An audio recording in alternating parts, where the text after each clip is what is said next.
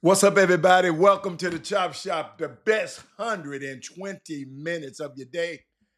Let me tell you something. Yours truly, Robert Hatter, alongside Jim Hicks, coming to you live from Houston, Texas, but we're broadcasting all over the world via Facebook Live and YouTube Live. And today is Baby Friday. It's Thursday. Chop Shop is not aired on Friday, so this is our Friday. And it's gonna be hot today. I can't wait. I think let me share the show right now. You know, I'm away. Hold on, let me share the show. Hold on. Let me plug it up. I know it's gonna be a second before y'all come. Y'all used to me coming on with the music in the beginning. No, I don't want you to be just don't take the chop shop for granted. So let me go to Facebook. Hold on. Y'all gonna stop taking the chop shop for granted. Cause I might just pop on like this. You know, I want to keep it fresh. And then I want to find some new music, and I ain't found nothing to begin the show with. I ain't found nothing I like yet. So that's really the reason. But what's up, everybody? Make sure if you got something, it's been a week, you got something you want to share. You got something you want me to talk about. I didn't cover this week because I haven't been here all week. If you got something you want me to share, this is the time. I'm just what I'm doing when I'm looking down here. I'm looking at my phone.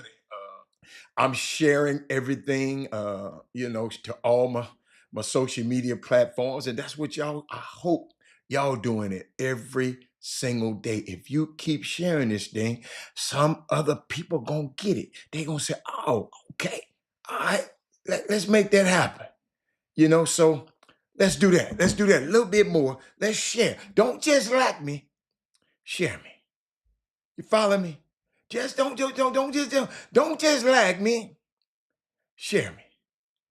Let's see. Let me see who's on. Let me look up now. Hey, I see you, Simeon Sims. I saw your name. I saw some more names too. Hold up. Let me get my stuff right. I saw Simeon Sims, Sterling Creeks, Brandon Refall, Big Coach. Yes, yes, yes, yes. Y'all need to got some unique stuff. Y'all already know that I'm when I've been gone like this, I gotta come back with something else. You feel me? I gotta come back with something. Let me see something. I'm trying to see who's on all the feeds. I want to know who's there so I can know who I'm talking to. So share the show, everybody, right quick. Jeremy Davis, what's going on? I know Eric Boone is in the building. Tell me, what has happened? Brandon Wheatfall has got to be something out there, man. That been you've been saying, you know what? Wonder what old Rob think about this. You know, somebody called me last night, was trying to get me. Uh, Hold on a second. Somebody was trying to get me to go to a high school girls basketball game. Y'all got to realize when I just get back in town, I have so much stuff to do, so it's hard for me to go to these games. And but I'm gonna get around to it because I want to go to see those young ladies who get up early in the morning. I want to see what their game look like. Patrick Henry, what's up, baby boy? Patrick Henry, what's been happening in your life? What's been going on? Because I got a lot of stuff I got to share with y'all. But what's been going on that you want to talk about? Is anything happening in your life? You know what, y'all? I saw this. Uh, Daryl, what's up, Kevin Allen? What's been happening?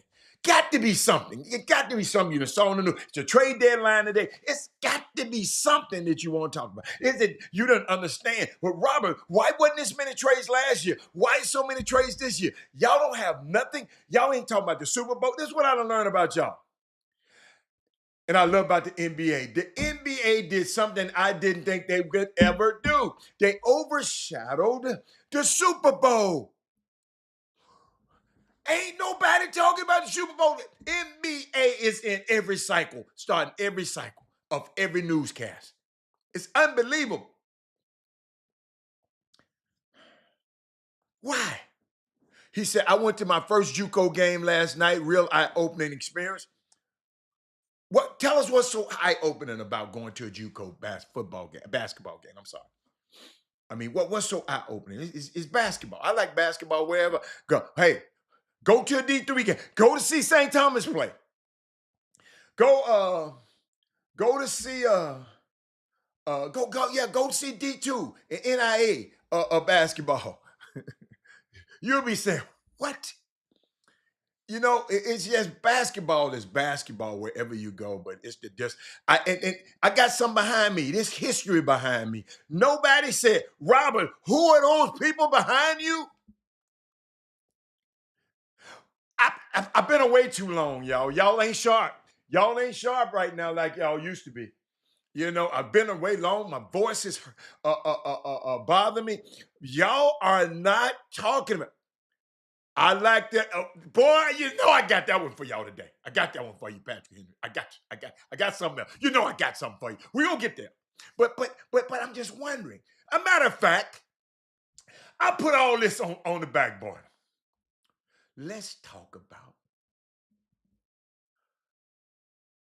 For Us By Us February. Um, First of all, I want to play something. Let me play something for you. Let me play something for you. Let me play something for you. Y'all need to share this. This ain't never happened before on the Chop Shop. I wonder who else gonna cover this. Thank you. That is Moody. ESPN. They broadcast the game last night. Atlanta versus the Spurs. Wemby versus Wemby and De'Aaron Fox versus Trey Young last night. All black cast in the studio, in the truck, in Bristol, from graphics to transmission to everything. Even invited Clark Atlanta students to come and look in the truck and see what what they can do. Y'all, because when they see it, you remember I keep telling y'all what we're exposing our kids to. Those people back there are not just black. They bad as that they feel. But guess what? We need more like them. Because I keep telling y'all, I go to these games around the country, all around. The support staff is 99.9% white. So I would have loved, if I'd have knew in advance, I would have been at that game last night. If I'd have known in advance, I'd have flew to Atlanta and I've been at that game last night. It was such an historic moment. All of those people covering, the announcers was black. Front of the camera, behind the camera, sideline, Lisa Salters, Mark Jones, play-by-play, Richard, what's my man? Richard Jefferson doing the color commentator. That's why I got them behind me. Y'all, our kids can't grow up to be Luka. But what if they want to be one of these people behind me? Your kid might not be LeBron. It's a great chance, but it's a greater chance that he can be one of them. You follow me? Let me keep going. Let me play something for you. We'll get back to that. I'm finna give you something so powerful, ain't never been on this show. Let me come here first. Let's go here first. I am in business in multiple ways, with Target, with Walmart, and Amazon, right? I sell Donna's Recipe, my hair care products, right, are on Amazon. They're also in Target. And of course, I have a huge partnership with Target. I sell my seasonings at Walmart. I do business all over, just like many other people. And what I can tell you is, if we all decide to boycott and be like, no, we're not spending no money at these organizations, listen, I get it. And if that's how you feel, honey, I 1000% get it.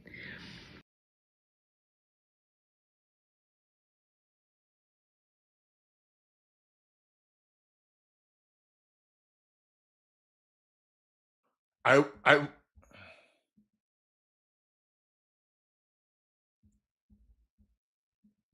But so many of us will be affected, and our sales will drop, our business will be hurt. And if any of you know business, it doesn't just happen I overnight where wanted you to can just stop there. I stopped there intentionally for effect. I stopped there. Watch what she said. and if that's how you feel, honey, I 1000 you is if we all decide to boycott and be like, no, we're not spending no money at these organizations. Listen, I get it. She said, I get it, but people coming on here talking about, man, and talking negative. She said, I get it. If you don't want to support me, I understand. And if that's how you feel, honey, I 1000% And by the way, that's Tabitha Brown. get it. But so many of us will be affected, and our sales will drop, our business will be hurt. And if any of you know business, it doesn't just happen overnight where you can just go take all your stuff and pull it off the shelves. There's a process, and then you gotta, like, where you gonna put it? You gotta have a place to store it. That's money, right? You gotta have another place to sell it, which is almost impossible sometimes. And even if you sell online, it's a process when it comes to business. And everyone does not have the funds or the means or the availability, the space to house their own products, right? But the thing that concerns me the most, and I want you to hear me and hear me well, if we all decide to stop supporting said businesses and say, you know, I can't buy nothing from there, even the businesses who were affected by the DEI ban, right? What that does is you take all our sales and they dwindle down. And then those companies get to say, oh, your products are not performing. And they can remove them from the shelves and then put their preferred businesses on the shelves. And then what happens to all the businesses who've worked so hard to get where they are? Then what happens, right? Now, I know that something that could solve it is ownership of these big corporations, right? It's a long way to go there. There are amazing companies like the Village Market in Atlanta, right, who support small businesses, and you can go in there and there's some amazing things that you can buy, but it's one store and it's very small. We're talking about mass market. You can't build that overnight. I am in business in multiple ways with. Yo, the reason I shared that with you, that was Tabitha Brown explaining the realities of what she and other Black business owners are currently, who currently sell products in stores like Target, who made a decision to roll back their DEI. The quandary that they find themselves in. And I will note for the record, Tabitha Brown is under contract with those people. She's under contract that requires her to sell her products in these stores. She break a contract, she gonna get sued. There has been a great discussion about whether or not that we should have some kind of boycott effort on Target and these other stores that decide that they're going to roll back the DEI. Folks point out that we had the Montgomery boycott, and that was successful. But I wanna unpack some things that made that a success. They got this book, boycott, not a book. I read this article called "Boycott Requires More Than a Flyer." You know, a flyer you can make on Canva and put the flyer up and let's boycott Thad Moody, let's boycott Reginald Simpson, let's boycott who else? Let's boycott Keith Fobb, let's boycott Brian Papa. You know how they doing, right? Y'all know those people. But y'all,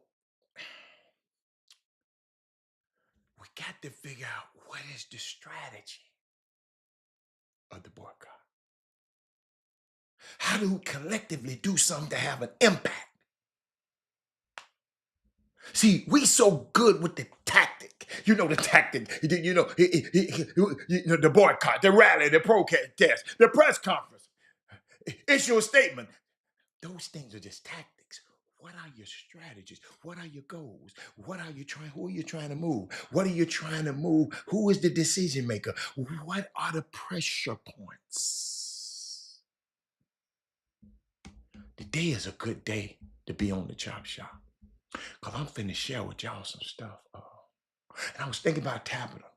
She said, don't allow foolishness to take us into separation and weed us out. You follow me? See, Roland Martin had this episode about boycotts and economics and has a graphic that includes a whole lot of black brands, and I didn't put it up there. I think one of them was Houston White, Play Pits, Thread, Be Beauty, Be Rooted. So since it's FUBU February, this is what I want to share with y'all. I want to share this with y'all. This kind of important. We are going to intentionally purchase things that are owned by black people, that were produced by black people in an effort to support FUBU February. In my thinking on this was, we are going to have an honest conversation today. Okay? Can we? Let's have an honest, Melvin Preston, let's have an honest conversation today. Because I don't have the resources and the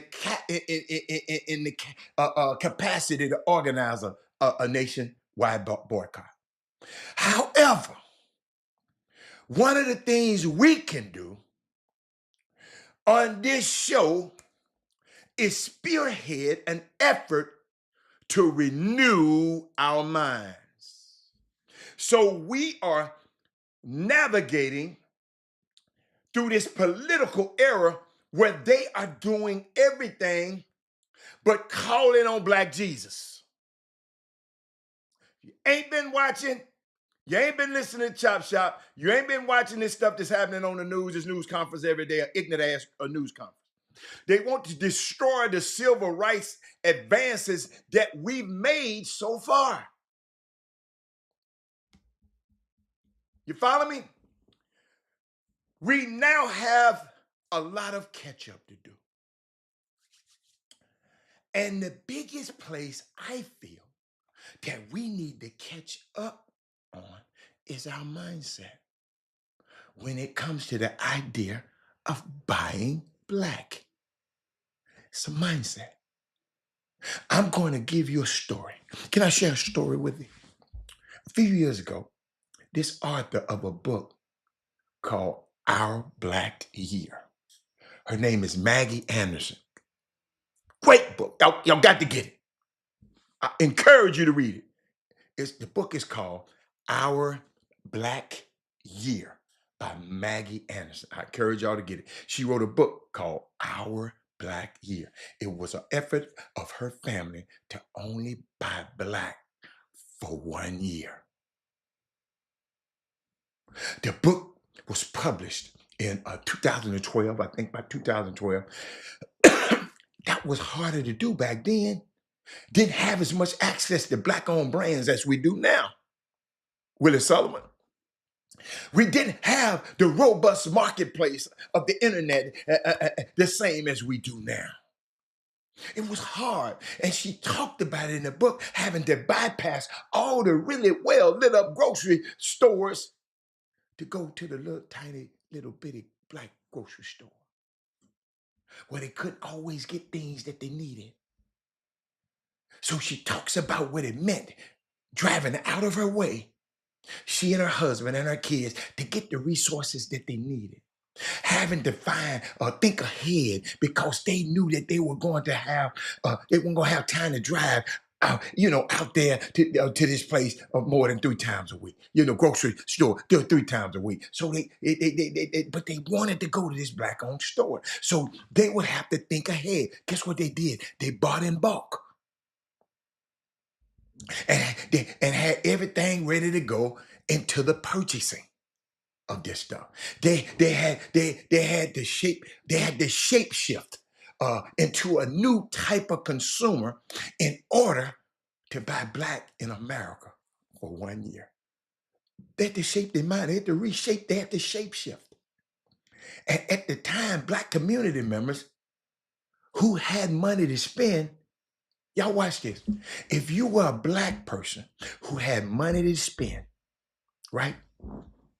They took a survey. They said an average, and I never forget it, y'all got me, on average, black Americans, out of every dollar that we spend, only 2 pennies goes to black owned businesses.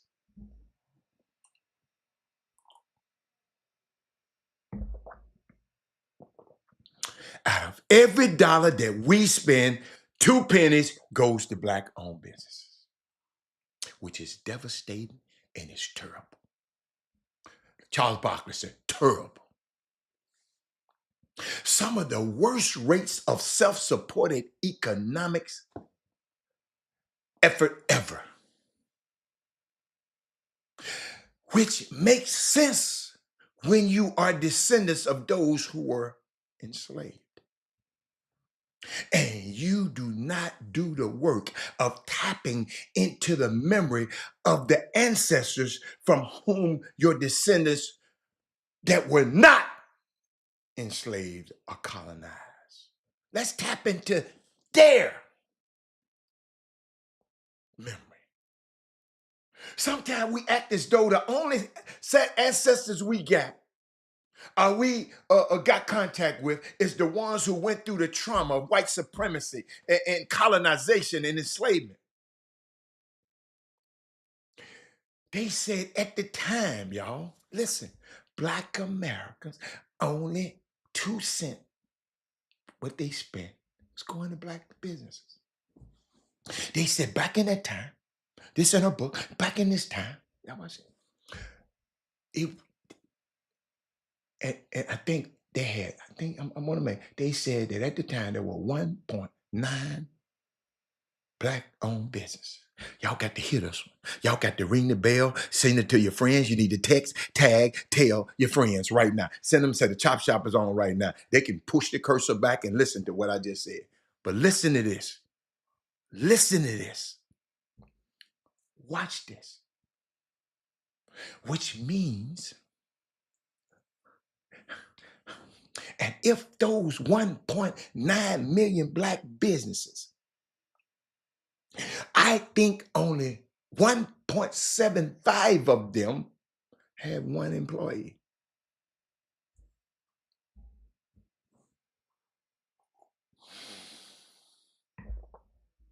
Which means they were sole proprietorship, which means that the black-owned business was started by the one and only employee to ever work there, the owner.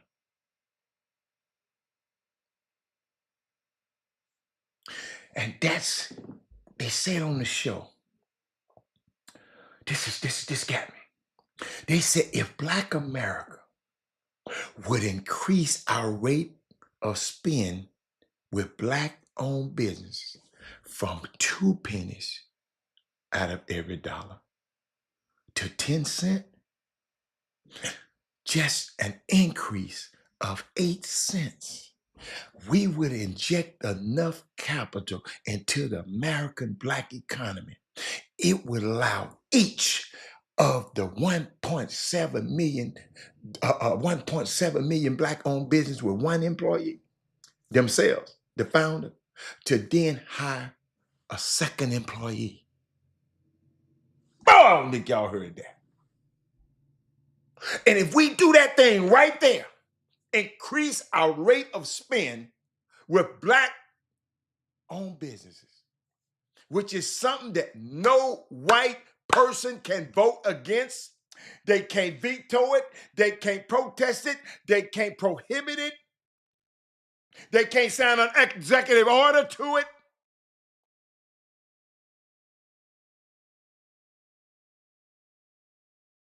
Nobody outside of us, or even inside of us, could stop that from happening. We, on our own volition, Patrick Henry, Patrick Henry, this code word. We on our own volition. Do you hear what I'm saying? We ain't got to ask nobody for a darn thing. If we on our own volition made the decision to increase the rate of spend with us,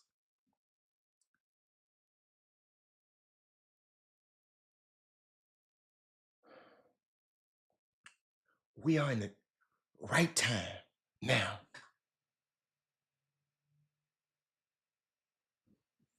Y'all got to realize this thing has been systematically put into place to stop us.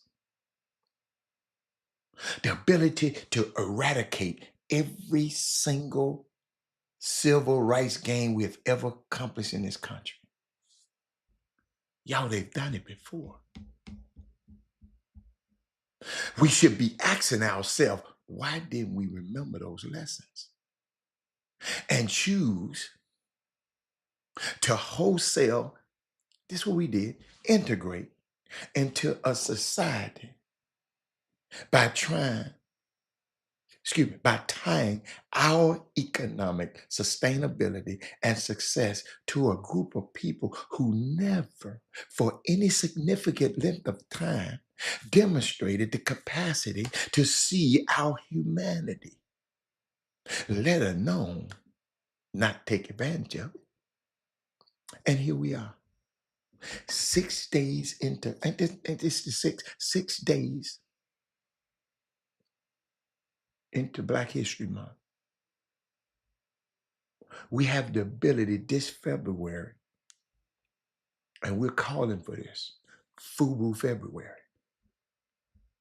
Not saying that you only buy Black, although that's going to be my goal. One of the goals I have is to be the greatest extent possible to buy Black. That's my goal. But I want us to,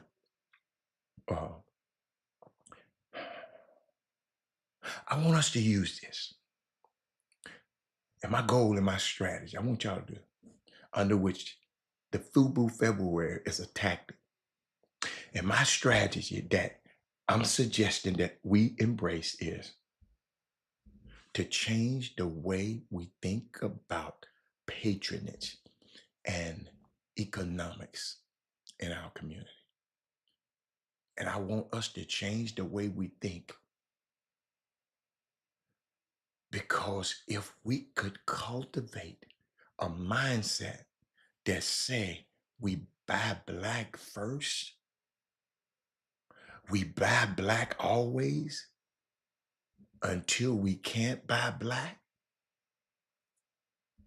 If we change our mindset, y'all, my strategy is the mindset. I'm trying to tell y'all what to do, but have a mindful. When you go buy something, you know what I could have did. I just want you to change your mindset. That's my strategy, and I think it would be do so much more to insulate us from the harms that are coming. Y'all, there's some harms coming to us soon.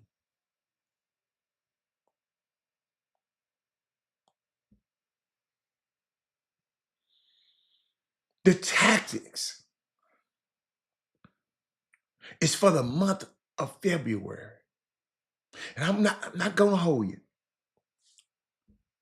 But my altruistic intention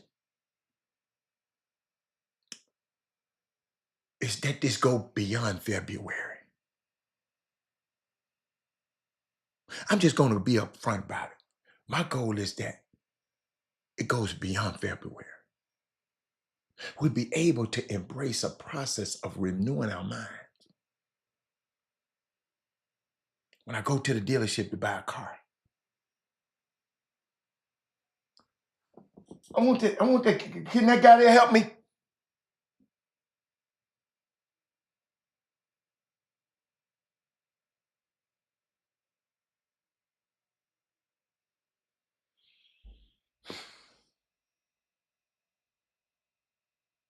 We got to embrace the process of renewing our minds and change the way we think about Black businesses and challenge Black business to show up better. Because I know some of them jacked up. We got to challenge their ass. We got to email their ass. We got to talk to the boss. Man, y'all got to get this stuff right. I'm going to patronize you. Y'all got to quit doing that crusty, dusty, jank ass stuff.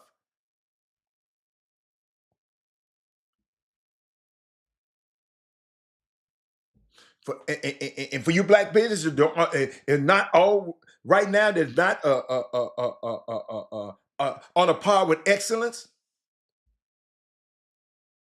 Because every time, we talk about buying Black, every time I say some stuff like that, inevitably, the last time, hey, I went to a Black brother, they were rude, Robert, they were dusty, they were musty, they were crusty, and the customer service. And that may all be true. But I know that everyone who can say that also is a point in time that you got blasted by a white business owner and did not use that as an excuse to stop buying from a white business. Absolutely, Gary Carter. Quit this janky promotion stuff. I'm talking about everybody. Yo, we got to be in agreement here. Before we spend anything, we are going to contemplate how can I spend this thing and buy with a Black business. But the Black business now, y'all got to hear me. Y'all got to be good. You see the people behind me? They good. That's why ESPN had them in control. If they was janky, they wouldn't have been on that broadcast last night. And the broadcast was beautiful and flawless.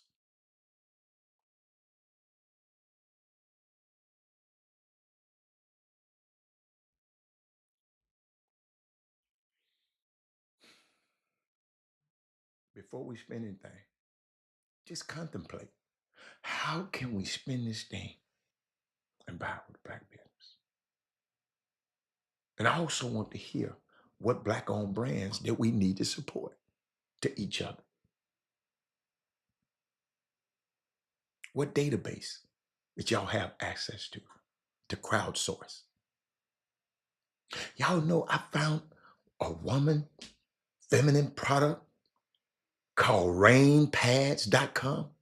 And some women was telling me it's an absolutely great product. Women, you got to use this every month. You got to buy them. Rainpads.com. Rain, REIGGN pads.com. True laundry detergent. Shop, SHOPPE, black.com. Shopblacklive.com. Shopthehood.store. 15%pledge.org. Naspora.com. That's NASPORA.com. See, y'all, we need to make wise community centered purchasing decisions. I'm gonna use that. That's tweetable. Make wise community centered purchasing decisions. Y'all tweet that mess, tweet that. Splice that. We can all do better, y'all. not about a boycott. Look into black business, look into black-owned business and how they can improve their service. We all can do better. Their customer service, some of them are jacked up. Yeah, they jacked up. Yes, yes, yeah. We can all do better, like I said. But using our dollars to advance us as people, that's what FUBU February is about to me. And why I wanted to share with you. Got to be conscious, man. We got to be intentional. Um, my late grandfather, Mac Hanna, started the first black savings loan in Texas. He gave black folks the ability to provide loans and property, establish business in 60s, 70s, 80s. There's no more Maceo Walkers in the community. You said a key word, he started it. Why is it not still here, Mr. Tillman? Why didn't y'all take it over? Why didn't somebody, if your grandfather started something? See, our problem is our people start something, but the kids that come behind them don't finish. That's why if we make, if we be millionaires in in one generation, the next generation we leave it to, they wind up broke.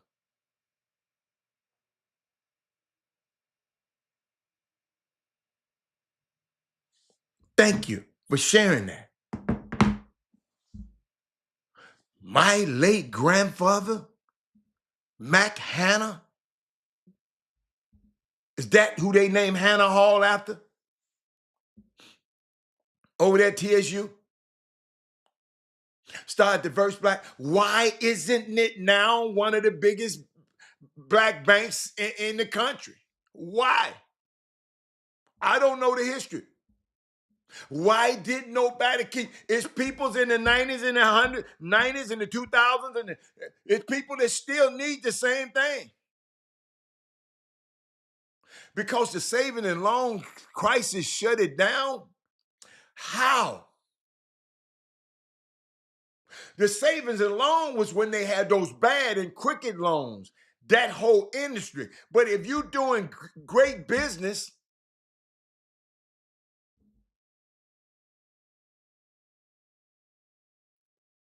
but we continue to support big organizations, bad customer service, and we post when we don't get our way, a small black, I never understand it. Man, my son-in-law and my daughter, they are so conscious about, see, y'all need to be sharing this show. They are so conscious about their Yelp and not getting 5 stars. They so conscious about it. I love how I be sitting back watching them. They do not want to get a bad rating. They do everything to do the customer always right. Oh, you didn't like the way he cooked? You don't like the way they cook? That's all right. Let me, hold on. You keep that, but let me cook you up some more the way you want. What you want?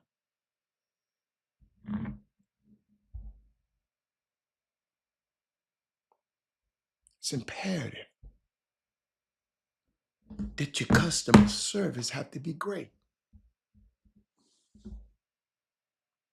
We started a black bank, savings and loan, and we don't have it now.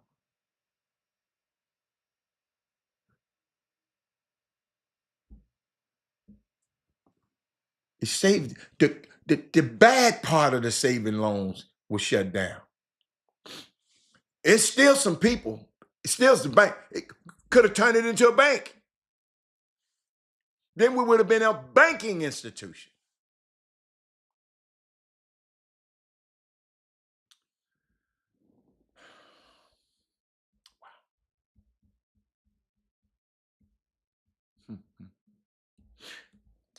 I heard a young man was talking about the other day. He mentioned this word, why. Why is such an important word, ladies and gentlemen. Uh, Everything should have a why. If you want to be in our community selling stuff, why? If you want to sell stuff in our community, why? If you want to come on this show, why?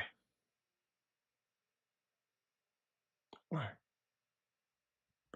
Y'all, I put the work. I don't know if y'all know this, and I don't know if anybody got it like to do it like this, but I'm gonna tell you something. In my notes, tell you the truth, I got 18,851 notes in my phone. That is 18,000. Because as I get information wherever I'm at in the world, I just jot some down because I want to go back because I'm writing books and yes, 18,000. And I put the word why in my notes.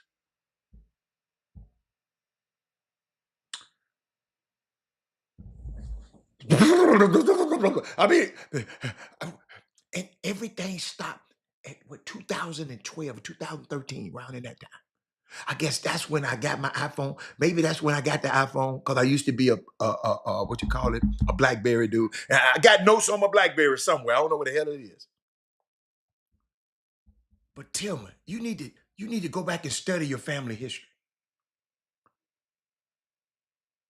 Exactly what you just said. The government shut all the savings because of bad loans.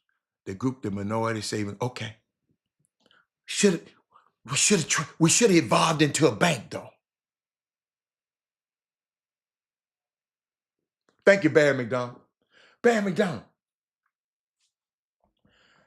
I put so many, and I'm gonna share with y'all because I'm gonna talk about something, but I want to share with you. Y'all just I put in the word why. And I never forget, man. Oprah had this guy on a show a long time ago when she had the Oprah Winfrey show. And the guy was about 300 pounds, big old, fat guy. And he used to be a fat guy, but he lost 100 pounds. And they was talking about why he lost 100 pounds. His daughter needed a kidney. Daughter needed a kidney. Couldn't find no match. Daddy was a match, but they couldn't. They were killed. He too overweight. They couldn't operate and take his kidney because he was too damn big. They said, dude, you got to lose 100 pounds before we can operate on you, player. That man lost that 100 pounds because his why was to save his daughter. If you got a big enough why, you going to figure out the how. He got his ass in that gym and lost weight, changed his diet, lost weight, lost 100 pounds so he can save his baby. His why was bigger than the how. We always talk about what we can't do. If you got a big enough why. But y'all, I looked. It was so, I'm going to put it in here again, y'all. Watch this. I'm going to put why in my, and y'all, hold up. Watch this. It's formulated. 1,000, 1,200, 1,500, 2,000, 2,668 messages in my phone using the word why.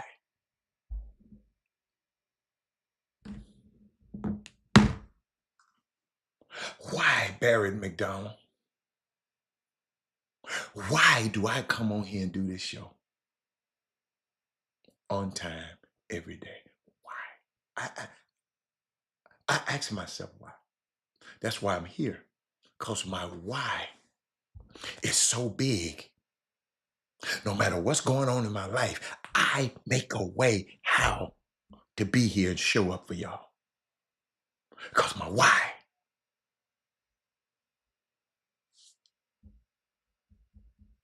I don't have a choice to just casually come on here because my why. So, lady sent me a letter, an email telling me how I saved her son's life by something I said. My why is way bigger than that. A lady come on here and said, we the best 120 minutes of her day. She going through chemotherapy. My why. You're going to figure out a way how if your why is big enough. Somebody asked me, why would you be commentating a HBCU game? You can go, you got the resume to go anywhere and do this.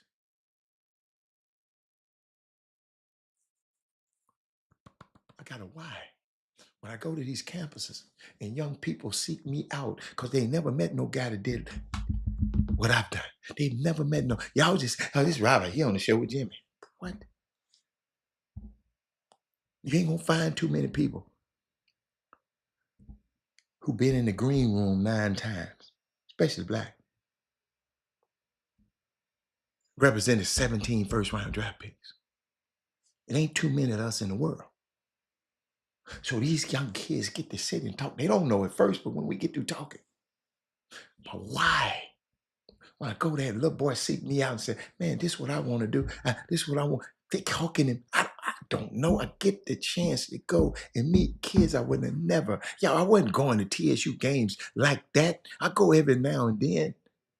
But now I'm even at the fueling station, helping, handing out food and snacks to the student athletes. Because my why. When I looked, do this thing, y'all. When I went all the way to the bottom. Let me see.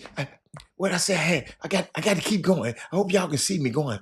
I have to keep going because it's 26. Why must be a very important word. Why did God put you here? What y'all do y'all know it's 2 million sperm cells was trying to get to your mama's egg? You 1 in 2 million? Why you wasn't one of them 2 million that died off? You got through. Why? Have you ever thought about it?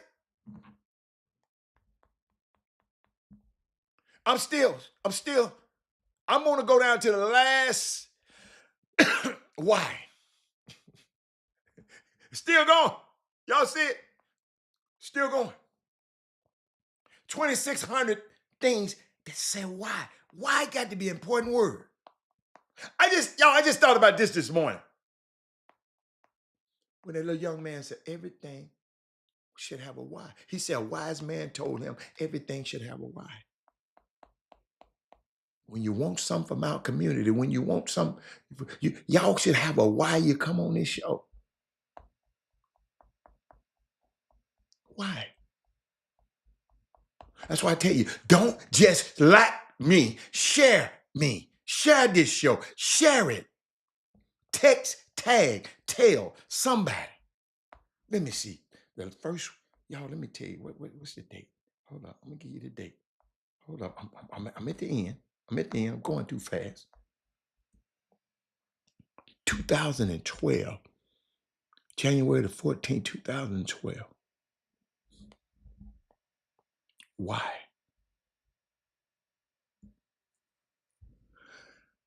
I wrote a note to myself. Before you assume, learn the facts. Before you judge, understand why. Before you hurt someone, feel. Before you believe, commit to stand. That's something I wrote to myself. Going up. Got another why. Got another. What this one say? Hold on, let me. Y'all, why is powerful. I got a whole lot of why under my son. I got Lil Rob advice. I got everything I've told him. Lil Rob workout, Big Rob workout. Let's see, what he said. No one makes a lock without a key. That's why God won't give us difficulties without solution. Yo, this just yo, I ain't seen this stuff. That's 2013. Let's go to 2014. I'm in 2014 now. I'm just going down the list, y'all. Y'all, I've never did this. I've never did this, but somebody might get some. I got Little Rob Cornell basketball. Some advice I gave him. I got to keep that. That's all in a book. I can't give y'all that yet. Uh, I'm just going there. Talking about golf. Why? Me losing weight. Why? Hold up, y'all. Why in all of these messages? Hold up, let me see. Watch this. Watch this. Watch this. Watch this. Watch this. Watch this. Ivan Petty.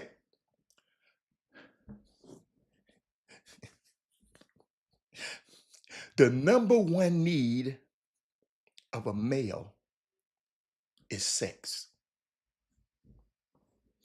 The male is designed by God to be a progenitor. The male is always full of seed. His purpose in life is to provide seed. That's why every male is carrying 1 billion sperms in his loins right now. He is a seed carrier. So his number one purpose in life is to provide genes or the generations. So a male is designed by God to produce generations. That's why, the word again, when God wanted to create a nation, he didn't go to the woman. He went to the man because the man carries the generation. He said, Abram, a nation will come from you. Sarah will incubate the nation. So a man doesn't want sex, women. He needs it. Your husband, know I'm talking about. So let me go there. That was one of my wives. I learned that a long time ago. Whoa. Let me keep going. I ain't mean to give y'all that. Y'all got that one for free. Go look it up. Why do we go in relationships? Hold up. Hold up, y'all. I know y'all said this Rob had or something else. Hold up, y'all. I'm going through all my stuff that in the company that we started. Uh, sports management company. We was with one, and we disbanded that one and got another one, and it's called a deal. And we said, why is it different? Because we are making difference in lives. See, y'all, before I ever came on this show, I was making difference in lives of young people. Somebody went to the game with me. Not with me. The guy went to the game with me, and some other people were at the game. Memphis played. Gary Carter, he on here. He was on here. Memphis played against Rice. Watch this. I'm up in the stands, and Penny looked up. He's talking to everybody before he went into the back. And he said, I said, okay. So I made my way out the stand because I didn't know. At home, if it was in Memphis, I know what to do. I know our plan. But on the road, at U of H, it was a different plan. He would come out at the U of H game. He would go back in and come out and greet all his fans. This particular time, he said, "Come." So I came down, and the lady security guard, you don't supposed to, but he said, "Oh, he's with me. Nobody, him, he going back with me." So I went back. This is the first time I ever did this, y'all. I went back into a holy sanctum, a place that I never wanted to go into. If I wasn't a player, I never wanted to go in the locker room. I ain't never been a dude that won't. That's why I didn't want to be no reporter. I don't want to go in the locker room. I think the locker rooms are sacred and should be for the people who've earned the right to be in the locker room. So he said, "Come on, go with me." So I didn't know where the hell I was going. So I'm following him and following him. The coach is following him. I don't know what the hell I'm doing. And I know the coach is looking like, but Andre Turner was there. Mike Davis was there. They know the closeness of our relationship. So All I did is went back in the dressing room, and the coaches, they was in there changing clothes. Man, I wanted to get up and walk out. Man, I don't want to be in here with y'all. You know what I'm saying? But they got up, they changed the stuff because he had to get ready to go back out for press. But I was sitting there, and the guy said, "You the only one ever been back here, Mr. Hatter. You the only one. On all the road trips, nobody has ever been back here with us." Now, when he went into the dressing room to greet his players, because the coaches in dressing room, and they had different dressing rooms. I don't know if y'all know this. Coaches have their own dressing room. The players in college had their own. So, but it was just unique that that people think enough of you. Y'all got to realize this same young man, I met when he was the age of some of y'all's kids. And a lot of the things that he learned about life, he just didn't know from coming up in North Memphis. He just didn't know. It was taught by his team. Not to say it was all me, we had a team of people. That's why I tell these kids, make sure you get a team of people. They groom you for success. He was looking for me for knowledge when I met him. Now he is the CEO of a basketball program of Memphis, one of the top programs, one of the top 20 programs in the country right now. What if I didn't put nothing in him? Or what if we didn't put nothing in him? That's why it's very important. The young kid said, everything should have a why. But I'm going through all of these whys, and we was talking about Deal, my company. Why are we different? Because we make a difference in people's lives. And what does Deal stand for? DEAL, dedication, excellence, attitude, and leadership. Who do we get there? And how do we get there? Through loyalty, love, through communications. That's what the Deal LLC mean. So that's in my notes. I'm just going through my notes. And over the year, I'm gonna take you through these notes about why. I'm gonna take you through. It's just we got to have a why. Why did all these people vote for a damn fool? See, y'all mad at him. I ain't mad at him. I want to know why they did it. I tell people, man, I hate Trump. I don't like Trump. Y'all ain't gonna ever hear me say that. I knew what he was. My thing is, what was in the mindset? What was the why of them 70 million? Same amount. I think more people voted for Kamala. He just won the electoral vote. Why? Some things y'all done did in y'all life. Why? But you remember yesterday, I told y'all I had something for y'all that I said on the show. I'm in my grassroots segment. Yeah, it's 1:00. I'm in my grassroots segment now. I'm gonna get off. See, I'm right on time. But I saw something, y'all. A couple of things last night, and I saw this young man, Dylan Harper, speak candidly about paving his own path, starting from his AAU days, and it's just, he said it was just me and my mom's AAU scene called Ring City. I'm gonna let you hear this young man. I was proud of him. Now I see why he went to Rutgers. Watch this. At a young age, everyone was playing like the Team Azaz, the Playtime, all the high AAU programs, but it was just me, my mom's AAU team, Ring City. I just got it out from there, just wanted to stand out and like show the youth like I'm at Don Bosco in New Jersey, like a player like me, top 2, top 5 recruit in the country, or probably go to like a Link, Montverde, stuff like that. But like obviously those are great programs. But like just for me, I think like me staying home and like most importantly giving back to the coaching staff Don Bosco and Coach DeVario, he put the ball in my hands at a very young age. I was a freshman, probably shouldn't have played varsity, probably shouldn't have started, but he threw me in the fire and told me he let me learn from my mistakes, and he was really one of the big reasons why I am who I am today. So I just really like I really appreciate him, and like you don't have to go where it's like cool or stuff like that. Like you can make your own way, your own path, and make that cool at a young age.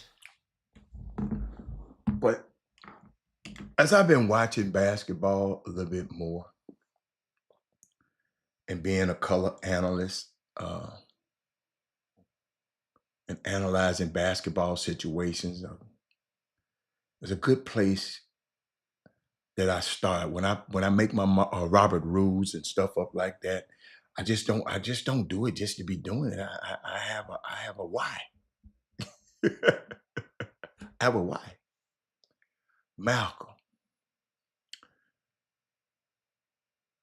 I'm gonna give you these are basically 4 stats to me that best capture how good a basketball team is.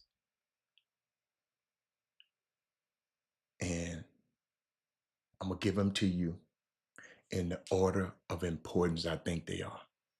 So when you go and looking at a basketball team and you watching them, the first one is shooting efficiency, effective field goal percentage.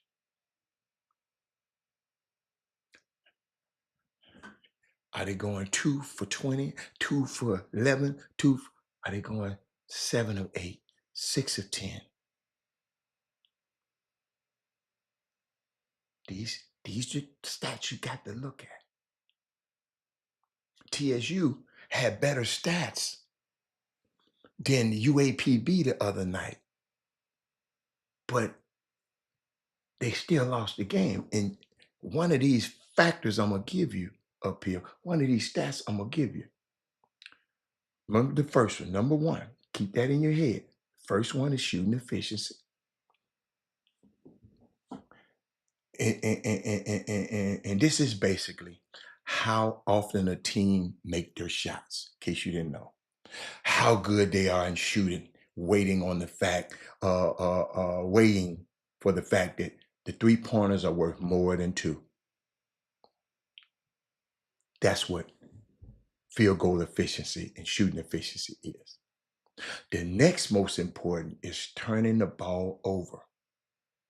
So turnover percentage, taking care of the ball. You got y'all, my pet peeve is turning that rock over. Y'all, that's the first thing I look for. I look at the field goal percentage, but I want, especially my point guard, I want to know who ain't turning that rock over. Because it ain't but one out there. And it's 10 of y'all out there. So guess what? I'm not finna give it to nobody but on my team. I'm not finna give it to the other jerseys. And it seems like some of y'all just go out there just, here, man, here. So turnover. Remember, shooting percentage and turnovers. The next most important thing, the third most important thing is offensive rebounding. You want to be able to rebound your misses to get more possessions and generate more points. Okay? If you got to get this into the psyche of your players. Then lastly, you want to be able to draw more fouls and get to the free throw line. TSU men lost the game by 1 point and missed 7 free throws. Three, maybe 4 of them were the front end of a 1-and-1.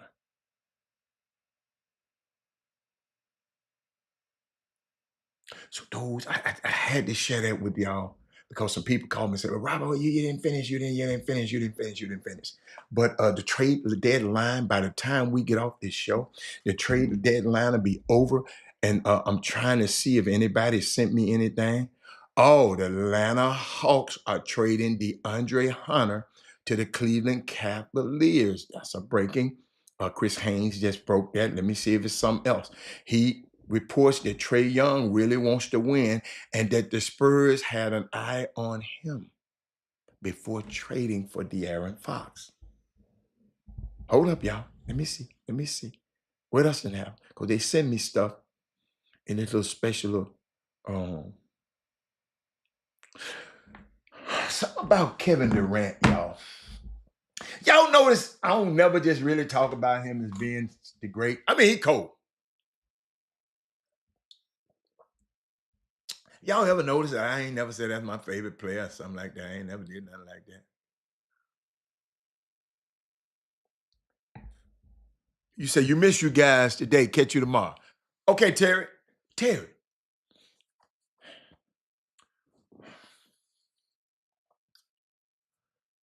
Kevin Durant went to the Golden State Warriors, won 2 championships, and left. And then they wanted him back again. He said, no, I'd rather stay here in this dysfunctional situation. And they told me that locker room is terrible there. They said the locker room is terrible in Phoenix.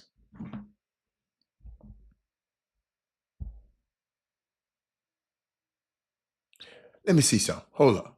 Watch this. I don't want to go anywhere. I don't want to be tricked. Watch so I this. saw Kevin at a football game a few weeks ago, and I asked him before all this, and I said, hey, are you good? Are you happy? And he said to my face, I don't want to go anywhere. I don't want to be traded. And I believe it. And I believe he has felt that way all along. But then when you hear your name being mentioned out of, for him at least, I think it was a shock. He was kind of like, I didn't push for this. I didn't ask for this. And then to hear all the people speculating on the Warriors, I actually think the Warriors did the right thing by honoring Kevin's request. Kevin could have gone anywhere in 2016. Any team he wanted to go to, he could have went to. He went to the Warriors, and he's the only person in that whole equation that took criticism for it. I didn't. Joe Lacob didn't. Yeah. Steve Kerr didn't. Steph Curry didn't. Draymond Green didn't. Only Kevin was the one that faced scrutiny. So whatever Kevin would want, had I still been with the Warriors, Kevin would get. He brought 2 championships, tried for a third, ended up getting hurt in that pursuit, 2 finals MVPs. So I like that the Warriors said, we hear you, we wanted you, we respect that you don't want to be here, that's fine. But now if you're Kevin, right, to your question, yeah, you're sitting there going, hang on a second here. Yeah. I'm doing what you pay me to do. I'm playing basketball. I'm playing at a very good, high rate. And now I hear my name being mentioned. So he's a human being. You know, we try to mythologize. He's a guy. So, Kurt, you know him. I mean, you played. I'm not a player. I don't know, but What do y'all think about that? I'm just going up and down. I'm just going up and down. Just going up and down. See if anything happen. Lakers got Mark Williams. I wanted to let y'all know that, and they think that's man. Anthony Davis had 42 and 20 on him when he got hurt. The last game Anthony Davis played, he had 42 and 20 on this guy. Let me keep going. Let me keep going. I'm trying to see if anybody sent me man, Shadua Sanders got his own set on Super Bowl's Radio Row. Too legendary. Unbelievable. I love that little boy. Let me keep going.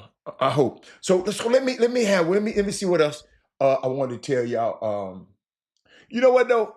About them Lakers, I now understand why the Lakers fans are in their posts are delusional. All these mock trades. I will never make fun of them again. I was wrong. They can get anything for nothing. I couldn't believe them boys. They got Luka and now Mark Williams. But y'all, Jimmy Butler, they finally got him out of Pat Riley, and everybody just saying it's just a breath of fresh air since he's gone. So now this Golden State problem. Let's see how him and what's the boy Draymond Green is going to live with each other. But I saw some, y'all. Dennis Schroeder called the NBA trade deadline modern slavery. And they sent the man to Utah. Y'all hear what I said? The day before, hold on. This is what he said. He says modern slavery at the end of the day. Everybody can decide where they're going. Everybody can decide where you're going, even if you have a contract. If they say you're not coming to work tomorrow, you're going over here, they can decide that. And the next day they traded this man to Utah. And Utah already said they don't want him.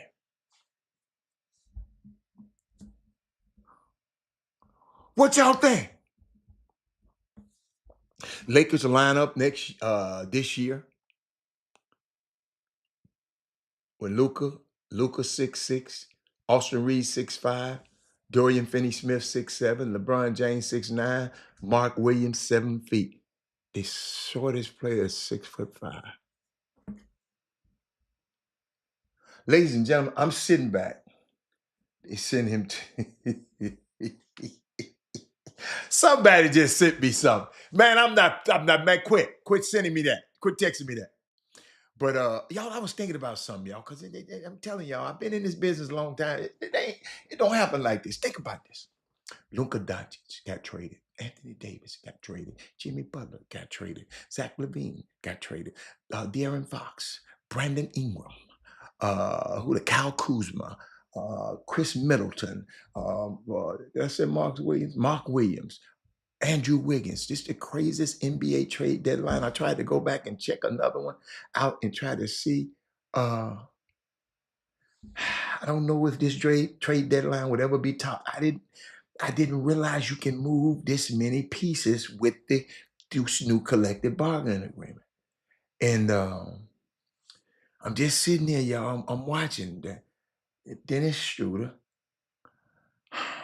Y'all ain't got nothing to say about that?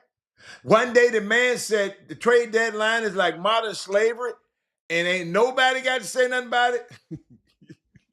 Are y'all scared y'all might get fired? Okay, I got you. Don't do it. Don't do it. Oh, okay, somebody's saying something. I guess y'all, damn, a lot of people saying something. Hold on.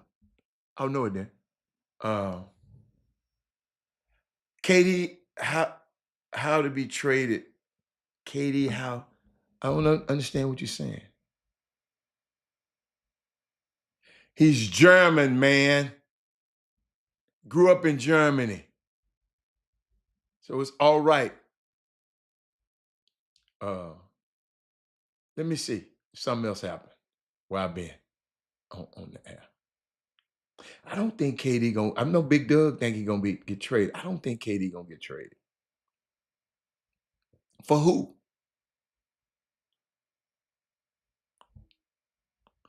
Who is he about to be traded to, Malcolm Hall? Since you just saying KD is about to be traded. I don't think so, Malcolm. Well, they got 45 minutes. They got 45 minutes now. Where he gonna go?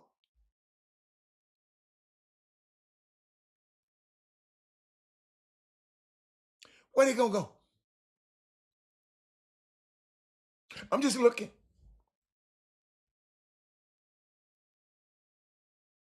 I'm looking.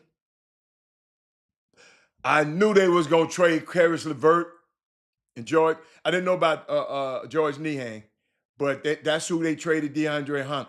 Hey man, that was a hell of a pickup, man. For Cleveland. Golly. Y'all must ain't been watching DeAndre Hunt. I'm just looking at this stuff, man. This NBA, this road to the finals is gonna be crazy. Anthony Davis gonna make his debut against the Rockets on Saturday.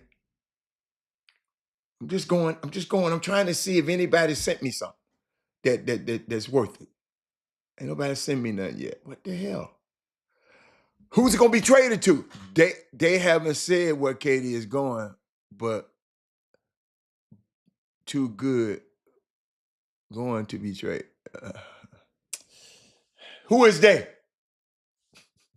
Y'all know my favorite thing. Who is they? Let me keep going, man. Y'all kill me. What else I had to say? Do I have any more NBA stuff I want to talk about? To finish, I wanted to update those trade details for Golden State. Golden State got Jimmy Butler. Miami got Andrew Wiggins and PJ Tucker in a protected first round. Uh, uh, Detroit got Lindsey Waters and Josh Richardson. And Utah got Dennis Schroeder, who they're going to get rid of, and Cal Anderson, who the Warriors got rid of. He's going to Toronto. You know what I was thinking about, man? Somebody tweeted this. He said a bad word. I'm not going to say it. But they said, Steph is like that bad girl at the bar. That bad, that bad pretty ass. You go to the bar, you see this. You see Jane Kennedy at the bar. You see, what's her name? Halle Berry. I mean, you see them. Stephen Curry like the bad girl at the bar. No one want to talk to because her ugly ass friend, Draymond Green, is going to say, can I help you? Every man know what I'm talking about. Women, y'all might not, y'all might have had reverse, but you see this bad girl, you come in, you come in and shoot the shot. Then a friend come up there. You gonna buy both of us a drink? let me stop. Uh, Milwaukee Bucks got a quiet trade that ain't nobody talking about. They traded Chris Middleton and AJ Johnson. AJ Johnson is a dude. I like him, the youngster. Craig, you know what I'm talking about. But AJ Johnson, man, they traded him for Kyle Kuzma and Patrick Baldwin in a second round draft pick. The Bucks, y'all, the reason the Buck made this trade, always remember, the Bucks are no longer at the second apron. Now, the second apron, you can't do nothing. They can now aggregate salaries in trades if they choose to. If you was over that apron, you can't do nothing. Everything got to be dollar for dollar. But now you can you got some movable parts. So some tradable players and their salaries. Bobby Portis might be gone in the next hour. Pat Connaughton might be going in the Marlon Beauchamp might be going in the next hour. Let me see what else happened. I'm just going around. Y'all, I'm telling you, hold up, y'all, this Thursday. Who y'all got in the Super Bowl? Who y'all got in the Super Bowl? Stop it, Kessa. You know what I'm talking about. Who? My man say he feels sorry for AJ. No, I don't. He gonna be able to shoot all the balls. He gonna be able to go get his numbers up in Washington, shoot all the balls. But I'm just going down. I'm just going, y'all. I'm just going. I still like to know why Kevin Durant don't want to go back to Oakland. What did they do to him? What did they do? Eagles, okay, Philly, Eagles. You know what? Let me put this stuff down so I can. I'm gonna take a picture of this so I can know what y'all said. Hold on. Yeah, I got you. I got you here when we come back, bud. I got you, bud. Craig, I got you. Let me keep going.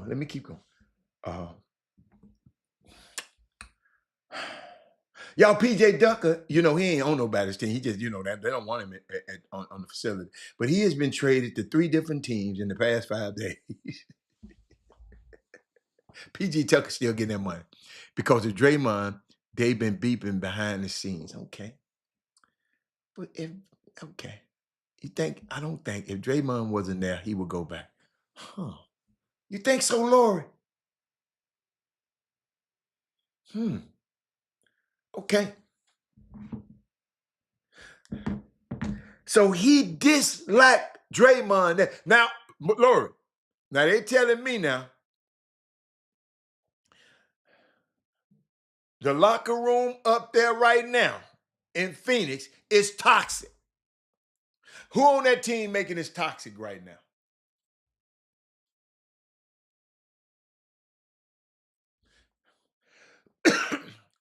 Lori, if somebody came and told you, Robert, Lori, The locker room in the Phoenix Suns right now is toxic. That means terrible. Draymond ain't in that locker room. Who you think to be the toxic person in that locker room?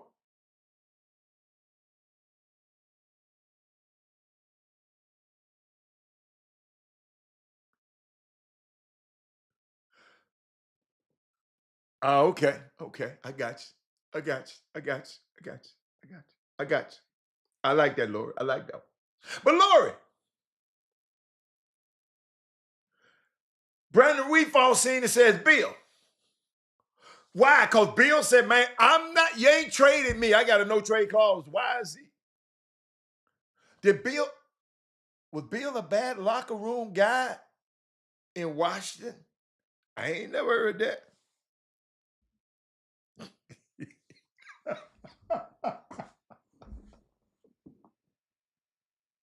Y'all remember I said a minute ago, I said PJ Tucker has been traded to 3 different teams in the past 5 days. Get what somebody text me, man. I'm going to tell y'all. I ain't going to tell you who it is. I'm going to tell you what somebody text me. Said PJ getting tossed around like a dildo at a Diddy party. That's not right. But it's true. Let me keep going, y'all. Let me keep going. Let me keep going. Let me see. Let me see. Let me see.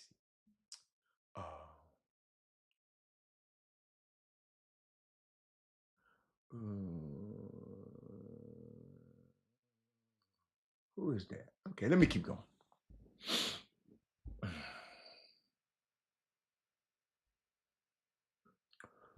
I got some more. I'm just trying to see where I want to go. You know, one thing I did. Oh, who else? KC. Jay said KC. Jay, I'm finna take a picture of you now. I don't want you now. Monday now. KC get beat. Y'all, I'm conflicted now. I'm conflicted now by who I want to win.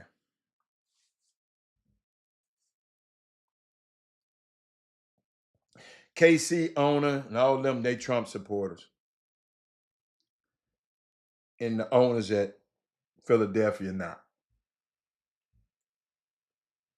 So I'm conflicted. I like Patrick Mahomes, but I don't know. But I do want to share with y'all this week because I want to let y'all know one thing. And mind you, I've texted him, but I have not spoken to Nico Harrison since this thing. And I'm gonna tell you why.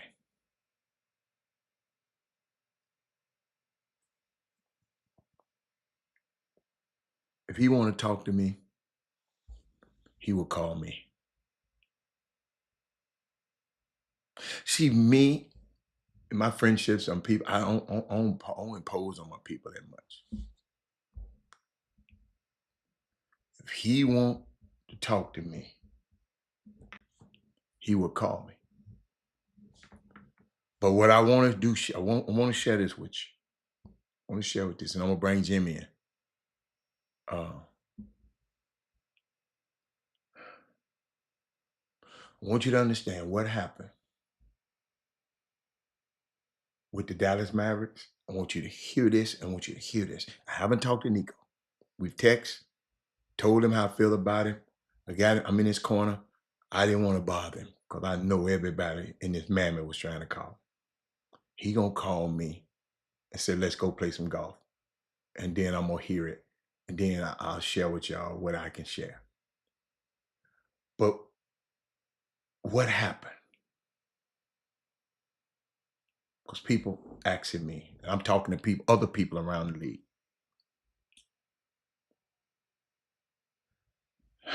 Always remember, y'all, it's $1 billion corporation. This came from above and beyond the general manager. For you to make a move like that, see, they blaming Nico. Everybody blaming Nico. Nick, he don't know what he's doing. This comes from way above the general manager. when you only get a first round pick back, that is someone in ownership telling you, just make the deal and get this dude ass out of here. That is pressure from upstairs. The more you make in life, ladies and gentlemen, when you go to these high paying jobs, the more it's a guarantee to owners of whatever business you in. These owners have to consider a lot. Y'all fans, these owners consider a lot. This was not something that was done on a whim. Nico knows. I haven't talked to him, but he knows that one first round draft pick wasn't enough for Luka Doncic. He knows. But it was something above him. But just like Roger Goodell, I told y'all a couple years ago. Y'all mad at Roger Goodell. He taking all the hits. But he worked for the owners. They tell him what to do. He taking all the hits. Nico worked for the owners. Nico taking the hits. And nobody connected that. But I'm going to bring Jimmy in. I just want to know, let y'all know how to connect stuff like that. You don't make no move like that. One man. Y'all got to understand who that team is owned by now. Go Google it. What's up, Jimmy? What's up? Baby Friday, and we almost down the hill. This time stopping on in. Just got back in from the TV station. You guys make sure what we got. What TSU at this weekend? We're in town. We play Bethune-Cookman and Florida A&M. Usually we go. Last year we went to them. Now they come to us this year. They come to us. Bethune-Cookman, pretty good team. Florida A&M, Shakir O'Neal, he left our team and went to Florida A&M. And so he going to be coming back on Monday. I think they play on Monday. I think. He playing over there? He playing? Yeah, he playing more than he was over here. Playing a lot he wasn't more. playing the drop over here. Yeah. It's all good. It's all good. He must left. He left. He must didn't want to get at 2,000 to the Pap-in-law. Nah. What 2,000 to the Pap-in-law? What? I don't know nothing about it. Step Pappy. For what? What he had to give him 2,000 for? Huh? 2,100. I think that's what it was. 2,100. That's what it was. I don't remember that one. That's a good one. I wasn't in on that conversation. Yeah, you will. Everybody in the world remember that minute. I don't remember talking about no 2,100. What was the bet? It wasn't a bet. You remember when the doggone storm came and the thing hit the church house and the man asked everybody for some good soda for $2,100 a piece. If you believe in believing, then come on and get it dig down deep, and everybody will get 2,100. I was out of town, man. I don't know nothing about that. Yeah, but anyway, I was in LA when that happened. I don't know nothing about that. That's the first time I that was back in 2023. Yeah. Jimmy, no, he just did that. This thing just messed up this year. It was the first. Okay, so it might have been May. Okay, yeah. Last year. Yeah. This when the hurricane came. I know they church messed up, but I didn't know he was asking people for 2,100. He asked, and a lot of people gave it. And a lot of people well, that's good. That people gave it to give. Only people who don't want to give is cheap ass folks and people who ain't got it. Everybody else, if he done imparted in my life, if I was a member of that church, I'd have gave it to him.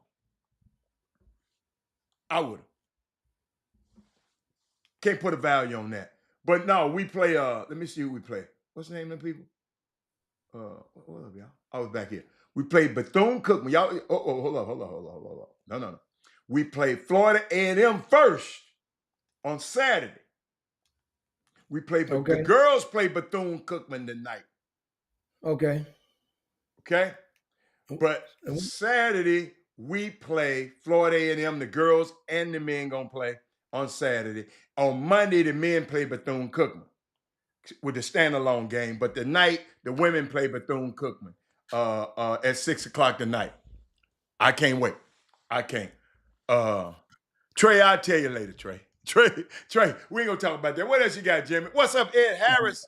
What's up, baby? Trey, come on, yeah, Trey, Trey, look, Google it, Trey. You know that. I ain't gonna lie, Google. Jimmy. I don't know about the 2100, man. I don't know nothing about the 2100. I just didn't. You gotta understand, I was out of town. I wasn't dealing with local news that much. I was dealing with LA news. No, but you wasn't gone then. Yes, I was gone. When the hurricane hit, I'm gone. That was the second one came when you hit the tornado. That was when the tornado first one. That's the one that when he did messed up, right? It was the first one, not the second. It was the first. Okay. Yeah. So the tornado. So the hurricane hit him twice. I don't know, but it hit Houston twice. I'm saying I don't know. Different people got hit in different things, but anyway, that's neither here nor there. In regard to that, they remember that. Some of them guys remember that stuff. But I don't know. When the trade deadline is about to come in what? In 30 minutes. In 27 minutes. Do you think another trade is going to drop, like involving an all-star, past or present? I just we didn't run out of all-star. We didn't run out of all-stars to trade. Well, I mean, remember, past or present. You know what I'm saying? I mean, they could have been a past all-star or present all-star. Well, they didn't hold up. They didn't get James Harden, another shooter. Bogan Bogdanovic. They done got rid of Terrence Mann, ain't hit a shot in 2 weeks. And Bones Highland ain't hit a shot in 2 years since he was at Denver. They got him, they got Bogan. You know he's a shot maker. Yep. I like that one. That just happened 13 minutes ago. Oh, really? So yeah, somebody talking about so KD. A lot of teams, huh? A lot of teams are bulking up, and I guess probably then a lot of players, some players that teams were trying to move, they are staying put, such as Zion Williamson, and I can totally understand why Zion is staying put right now, because you mean why they ain't trading him? Because he ain't doing nothing. Well, staying put, it ain't his. That's the terminology for it. Staying put, meaning that it wasn't necessarily his decision, but more so the team. It's more so the market's decision. From what the ask was, people know, understand. I think the Pels, they don't want to give him away. Yeah, they wasn't going to give him away, obviously. But this is high stakes business right here, guys. Understand something. If the Pels have all but said they are not going to renew or exercise their option for Zion. They already said they're not going to exercise it if he does not, if his conditioning isn't improved by then. They're gonna part ways with it. So if people know you're trying to give away, think about your Aunt Thelma. She got a couch. You've been in that house 100 times after church, ate dinner. You like this little 2-piece leather set with a recliner on it. She's already telling you guys, on my birthday, I'm gonna get me a new living room set with the different type of with all the tricks and USB ports and in there and everything. Well, as close as you get to her birthday, you know she want to get a new one, and she gonna get a new one. That means the value of that one. If you tell her, man, I got somebody want to buy it, her number gonna be high 2 months out.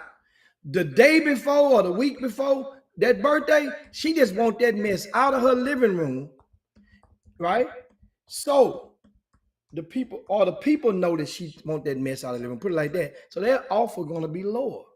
Not necessarily unless Miss Them ain't them want to give it away, which they don't want to give Zion away right now. So he's staying put. Kevin Durant, oh man, Kevin Durant turned down the Golden State deal. So I can imagine how that locker room is feeling, boy. Because KD is finicky, you know. What? He Finicky ain't the Super word. extra finicky. He's petty, first team, all petty. He right there. He might bump me off the first team. He shit. He might take. No, he got 2 more. He ain't bump. He can take your slot yet. Yeah, but KD and the Phoenix Suns. Ooh man, and it's been a tight mess over there for a minute. But don't feel sorry, guys. Don't feel sorry for these for millionaire problems. Make them. Nah, ain't nobody feeling sorry for these Don't dudes. feel sorry at all. But they got 27 minutes left. Adam, 22 minutes. I'm waiting on people to text me. It's 22 minutes. KD might don't get it twisted now. They might want to make us. You know the make a Rockets want him. splash and get The out. Rockets want him. The Rockets want him. I ain't gonna tell you, they want him. Oh yeah, but they They saying want that what Now, what I you hear notice is he what ain't Phoenix, said I don't want to go to no Rockets.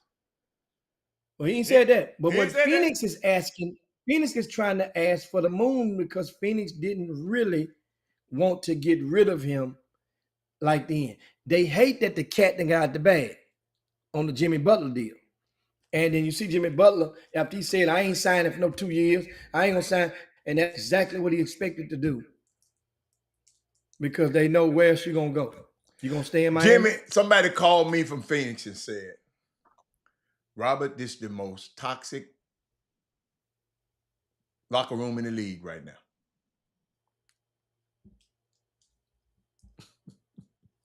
Jimmy, who you think causing the problem in that dressing room? You just said it. Mr. Petty himself. Somebody think it's Bradley Beal. Bradley Beal just done what he's supposed to do. Yeah, he said, Bradley Beal had to write the exercise. He wasn't the primary. Again. Yeah, he just, I'm good. I'm good. Bradley, understand about Bradley Beal. Do you guys understand how many years was he in with the Washington Bullets? All his career. What, about 6, 7 years? All his career. Some people, guys, getting a bag and just playing in the NBA and just being safe and being healthy for the most part is cool. They cool with that. Yeah, of course. Everybody ain't trying to. To some people, it ain't about win. Everybody ain't trying to win the championship. Hold up, Jamie. I'm gonna help you. A lot of them ain't trying to win. So I get. You know what? I get it. You understand? Bradley Beal it ain't the politically correct thing to say, but some people, but for most part, a lot of those guys, he ain't on an island by himself. A lot of guys out there, think about it. You want your bag, don't you? You telling all these kids getting these transfer portals, get your bag. So a lot of them getting that bag and taking their ass straight to a team that's over. Because that's what you asked for. That's what you asked for. But Bradley Beal's case, he deserved, and he got rescued from Washington. He went to Phoenix. That was promising. He got to play with one of the all-time greatest players in the history of the game. That's a privilege in the league. Everybody don't get that opportunity and that blessing to play with that type of, just to be in the locker room and learn something from guys like that. Jimmy, Brandon Wheatfall said, what could the Rockets give up? They got a lot of stuff to give up. They got first round picks of Phoenix's first round picks.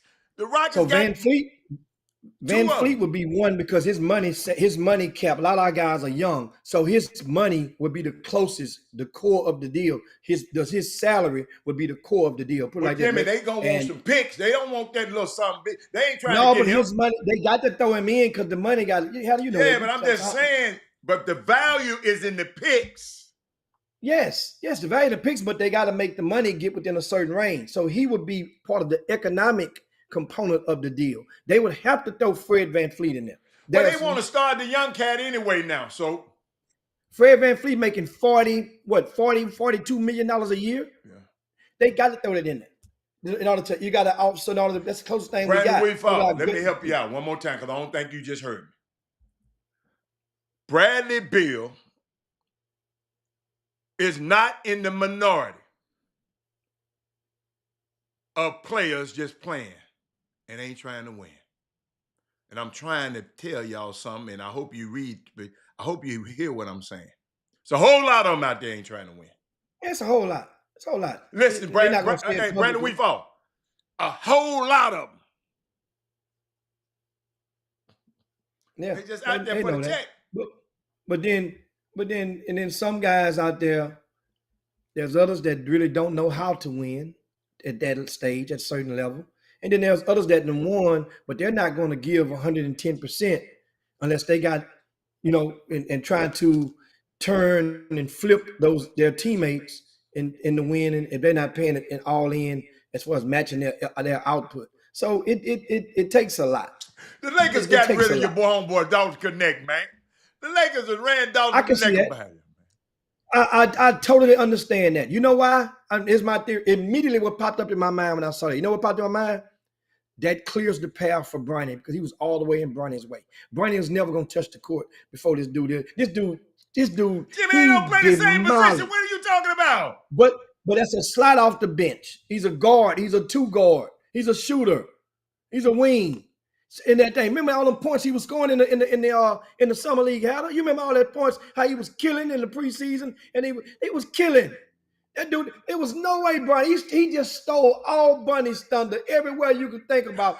Jimmy, Like, well, shit. Brian, ain't nobody stole not. I'm gonna leave it like this. Ain't nobody stole not nary a minute from Bronny Lalande. I'm just gonna let you know that right now. Yeah, but he's in the way. He's in the way. They got to get him on the way. Bronny ass in the way. But keep going. But Jimmy, I'm a serious though. Can you imagine Roger Goodell's thinking right now?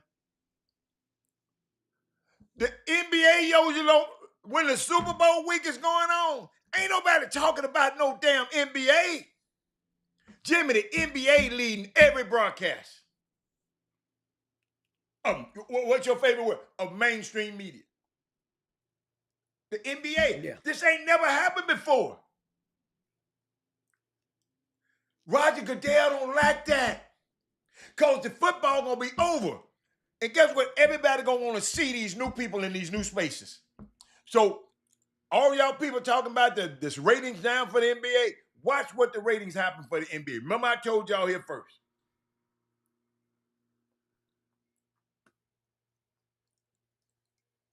That man said, who is Bronny James? Man, stop it, man. Stop it, man. Twin out of point guard. Yeah, say he's point guard. Hey man, in the NBA, won't y'all stop that? That's just for identification purposes for you guys. He can pass the ball though, Jimmy. He can pass the ball. If you compare two people, one gonna automatically pass it better than the next one. Everybody can't pass. But the thing is, when they're putting slots on the floor, if LeBron James is out there, he the damn point guard. That's the Lakers. What were he talking about? Y'all stop that. Stop that. Hold on, let me address something. It don't matter who the hell that you put on that court. They ain't the point guard. While LeBron on the court, he's the point guard. Let me press Gary talking about the 3-peat is bad for business. I disagree. You know what? It's bad for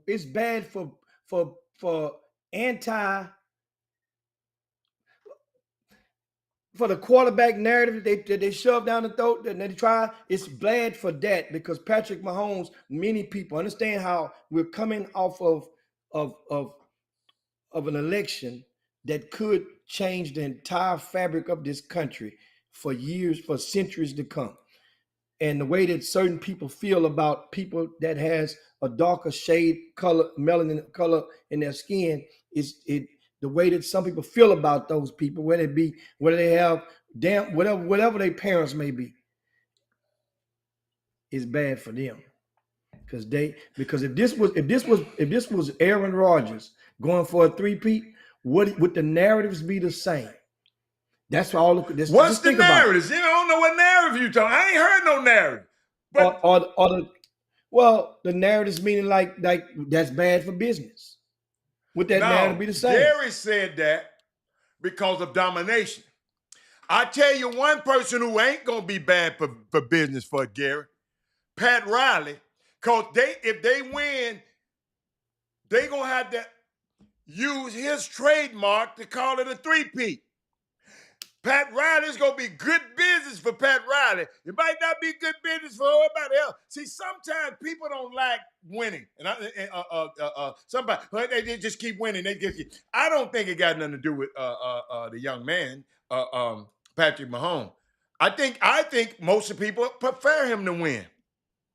I was until I had a choice. I'm conflicted right now. I'm a little conflicted. I'm just a little conflicted.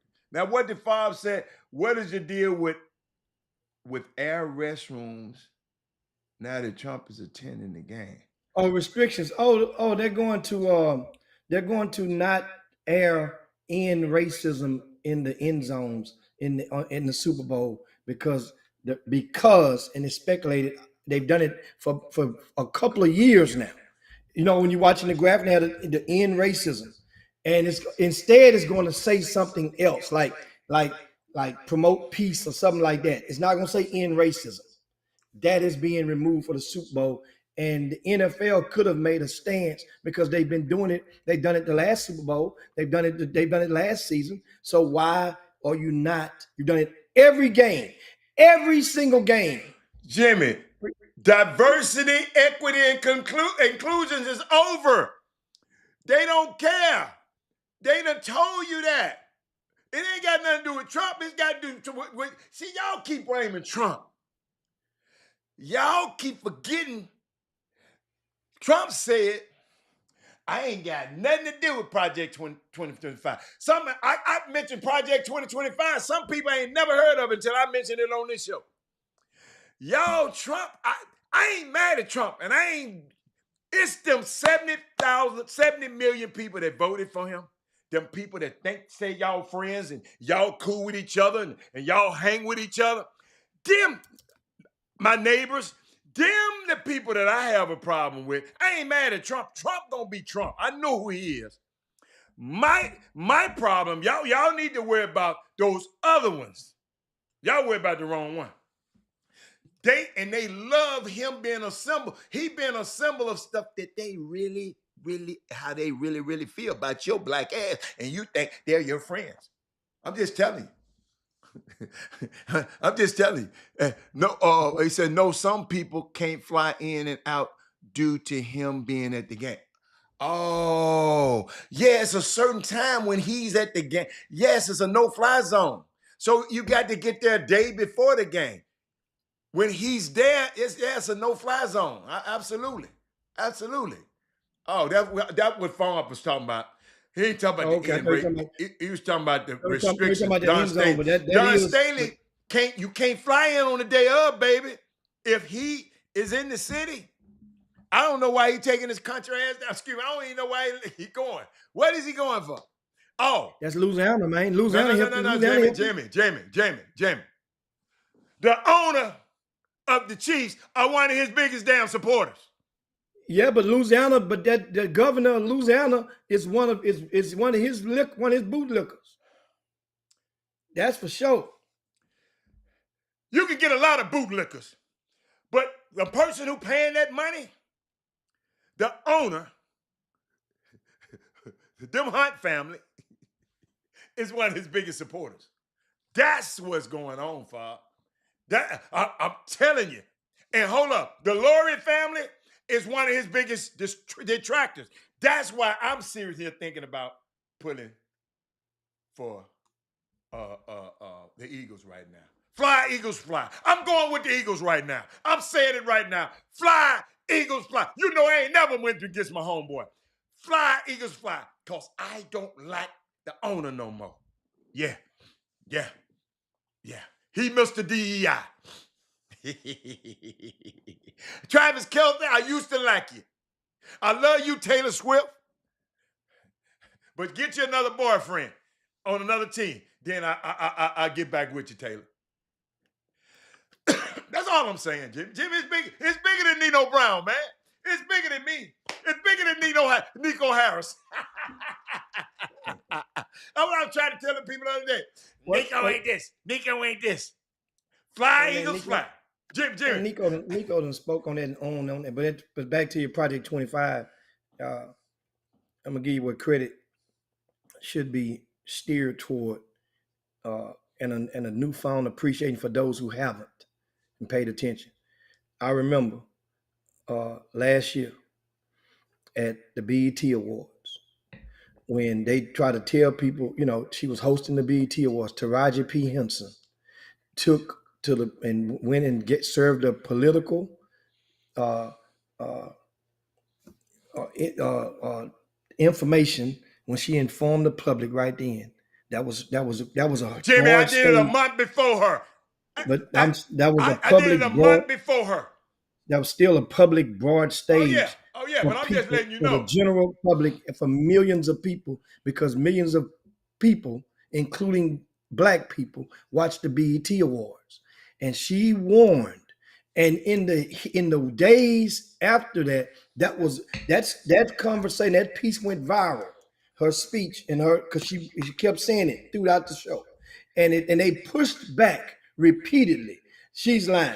She don't know what she's talking about. That ain't true. That ain't. And so that what it does is, in the effort for doing that, you indirectly or directly, you devalue that person, and they devalued her. She was already coming out the hinges of this pay stuff that she was going through, with this diversity stuff with females. But Oh, like, mainstream. Hey, mainstream black got it, but I'm just letting you know. I talked about that before, because Paul Miranda came on the show and said, "Man, Taraji P. Henson talking about something you talked about a month ago." I said, "Duh, yeah, duh." and so in regard to the Dallas Mavericks things and the Nico, I understand something. Nico Harrison has spoke on the presser. He answered questions in the presser, but he basically answered the questions before they was even asked. So he left very few questions for him to ask. He gave it to him. Then one thing he said, "Time will tell. Time will tell." So basically, and that's one of the when that comment, he basically let it be known. He's standing on his count. He's holding himself accountable for his part. His part. Now that stuff, ownership could have said, "Oh hell no, that ain't happening." Mark Cuban didn't want him to go, so we ain't gonna let him go. They could have said that and say, "No, go on back." They didn't. They didn't. But at the Jimmy same was time, bigger here's than my him. thing. That boy ain't made that damn decision by himself. You got to No, be he didn't out make your the mind. decision He by ain't made himself. that decision by himself. No, No, it had to no. get approved. It had to get approval. Bottom line, They it done got told approved. him, we ain't doing that. So you got to go take the bullet for us. I'm telling you what happened. Yes, You got to it's go. I just explained to you. Everything that Roger Goodell come out here and do is at the owner's behest. Well, Roger Goodell, he said it, Robert. He's Roger Goodell. He's the commissioner. No, it's 30 owners pay his ass to take the fall for everything. Them people paying Nico to take the fall. That's all. Guess what? Y'all ain't mentioned Marion Ellison or the Dumont family. Y'all ain't even talking about them. Y'all talking about one black man and talking about he did this and the owners. Man, y'all, come on, man. Marilyn Anderson ain't gonna give you that kind of clout that you can go and do something like that. Come on. Y'all better study. I tell y'all, study the owner. Study the owner. Better know who she is. Guess what? She one of Trump's biggest supporters. See you tomorrow. I'm just telling you like a TI is. With no hyperbole. Just the truth. Go look up Miriam Ellison. Off the chain. Trumper.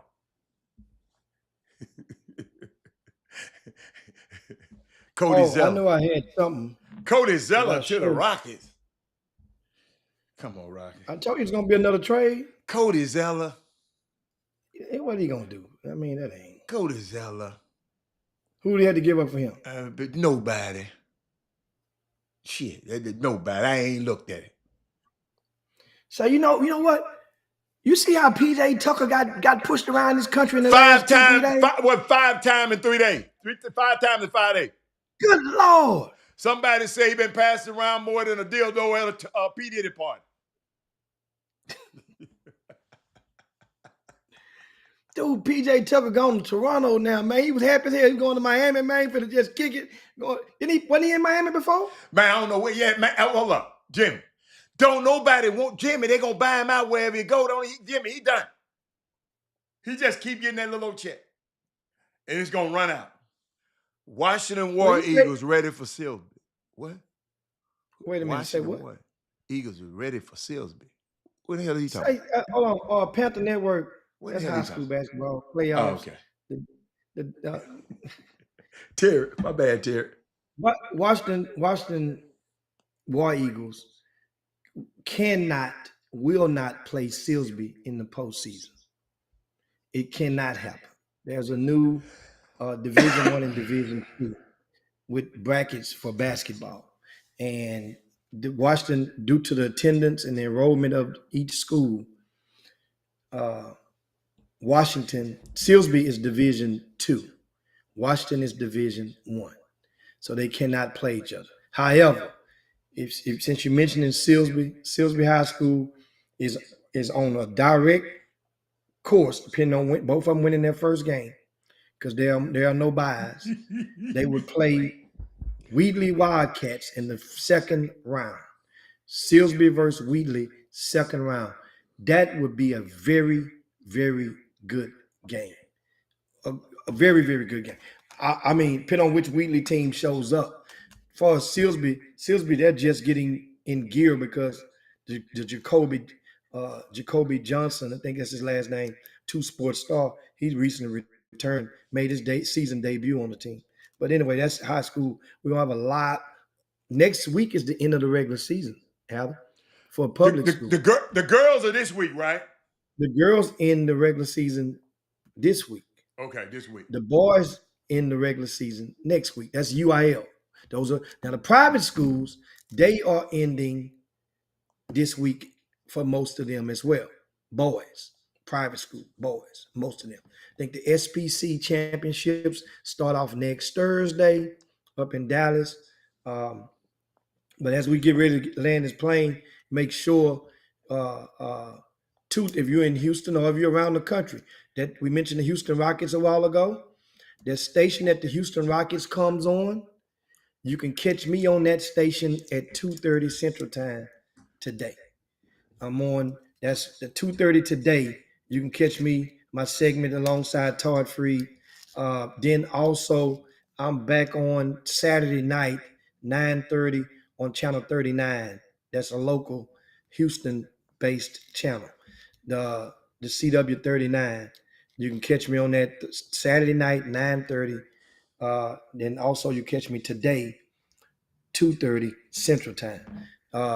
You guys catch Hatter on the TSU men's basketball broadcast this Saturday Men's and women. Men's and women. Men's and women's. and again on Monday. And But men's and women that's on Saturday, just the men only on Monday. The men got to stand alone on Monday. So they play. shit. Yeah.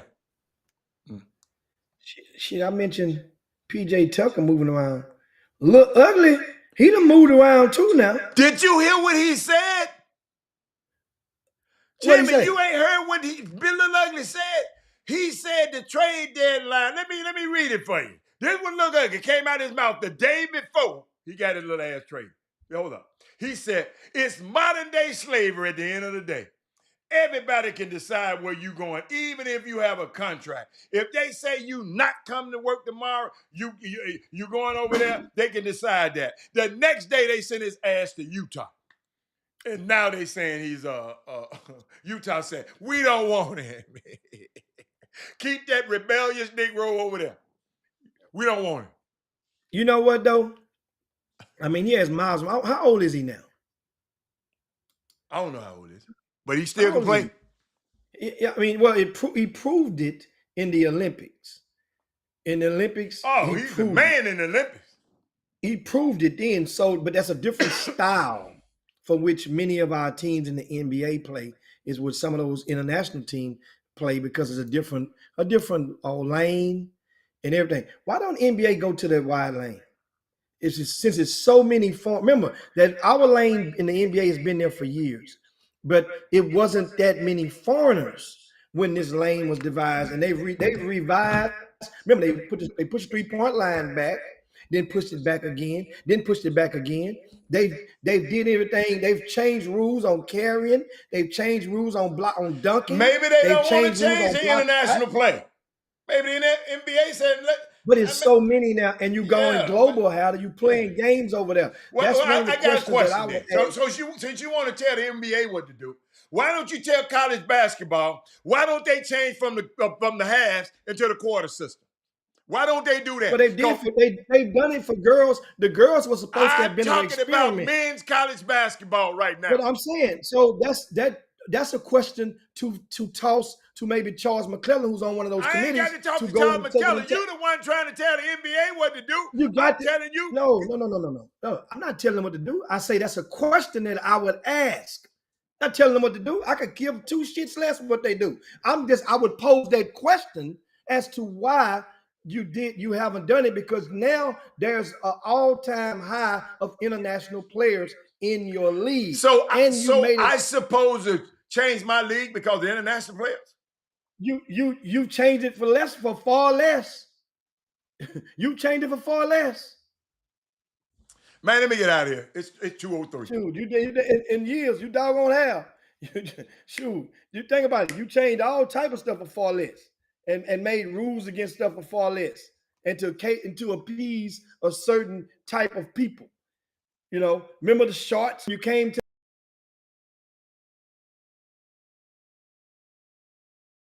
Allen Iverson is one of the people who inspired that rule change.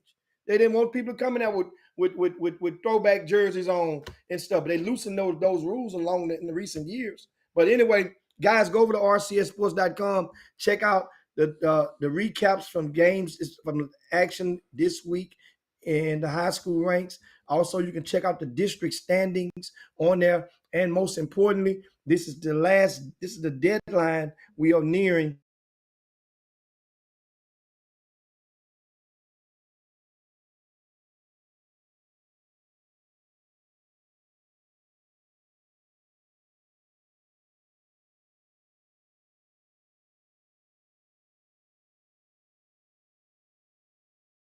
Earn the title of the best middle school team in all of Greater Houston. So check that out and a lot more. Don't forget the spring icebreaker registration. Get your teams logged in for that. Once many of you guys have for those of you who have completed your tryouts, we welcome you, embrace you for that. And amongst other things, you guys be safe out there and drink responsibly during this Super Bowl weekend. See you guys on Monday. Hey, I know my wife, she know the fight song for the Philadelphia. She know the fight song by heart. She wears green every time they play. So that means hey, happy wife, happy life. And whatever way it go, you know, I wouldn't mind. I just want to see a good game. I always want to see a great game. I want to see a historic performance. And more importantly, we just hope the game don't get hijacked by the halftime performance of Kendrick Lamar. Because they definitely going to talk about that for good or for bad. I can guarantee you. Lil Wayne said he's not coming out. He's not going to be there. So that good.